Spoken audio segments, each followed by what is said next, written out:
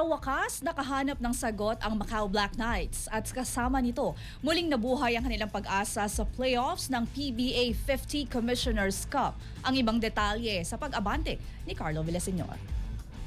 Bumalik ang kumpiyansa ng Macau Black Knights sa tamang oras matapos patuloy ng mahabang pagkatalo sa PBA Commissioners Cup.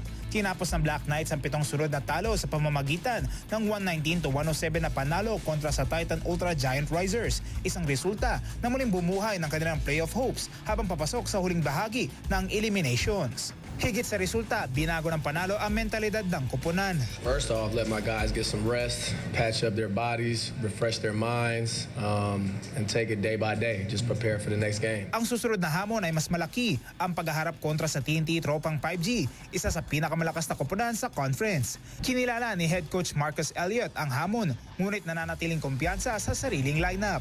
Yeah, he's been a challenge for the whole league. Interesting player, unique player.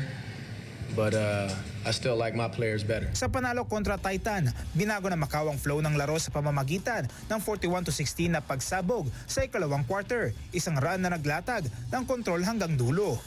Ngayon papasok sa huling 4 na laro, malinaw ang misyon ng Black Knights, ipagpatuloy ang momentum at panatiling buhay ang pag-asa sa playoffs.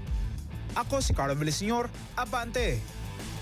Manatiling nakatutok sa Abante, sundan kami sa aming mga social media accounts at huwag kalimutang mag-subscribe sa aming YouTube channel, DWAR Abante Radio, para sa mga eksklusibong balita.